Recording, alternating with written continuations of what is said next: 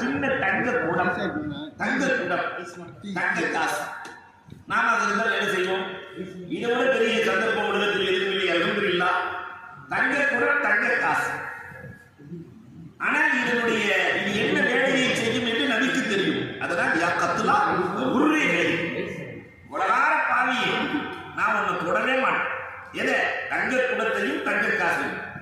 உறுதி கை நீ ஏறாத பாரு என்று சொல்லிவிட்டு புறப்பட்டு விட்டார்கள்.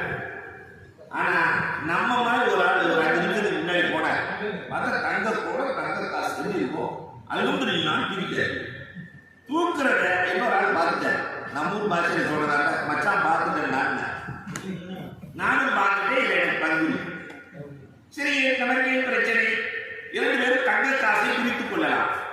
தங்க காசை சரி பார்த்து பிரிச்சுட்டாங்க. பிரிச்சு முடிச்ச உடனே மற்றொருவர் சொன்னார், அப்ப அந்த குடம் அப்படின்னு, இந்த குடம் முதல்ல பசியா இருக்கு, சாப்பாடு வாங்கிட்டு வா, அதுக்கு பிறகு குறை பத்தி பேசலாம். நான் உணவு வாங்க சேர்ந்தா நீ ஆட்டையை போட்டுருவ, அந்த வேலை வேணாம். அதனால நீ போய் சாப்பாடு வாங்கிட்டு வா. சரி, நான் வாங்கி வருகிறேன். உணவு வாங்க சென்றார். அதற்கு இடையிலே புத்தி மாறுகிறது. பக்கத்தில் இருக்கிற மரத்தின் கிளையை ஒடித்து கூர்மையாக்கி கொண்டார். சாப்பாட்டை கொண்டு வந்து வைக்கும்போது ஒரே குத்து குத்தி அந்த காசை, அந்த தங்க காசை கூட வாங்கிடும் எடுத்தோம். அதே மாதிரி கொண்டு வந்து வைக்கும்போது ஒரே குத்து ஆளை காலி பண்ணி. இப்ப தங்க கூட முழு தங்க காசு இவருக்கு சொந்தம். ரொம்ப ஆனந்தம். கடுமையான பசி. உட்கார்ந்து சாப்பிட்டாலும் என்னவோ இவரு தெரிஞ்சு போயிட்டார். ஏன்னா வர்ற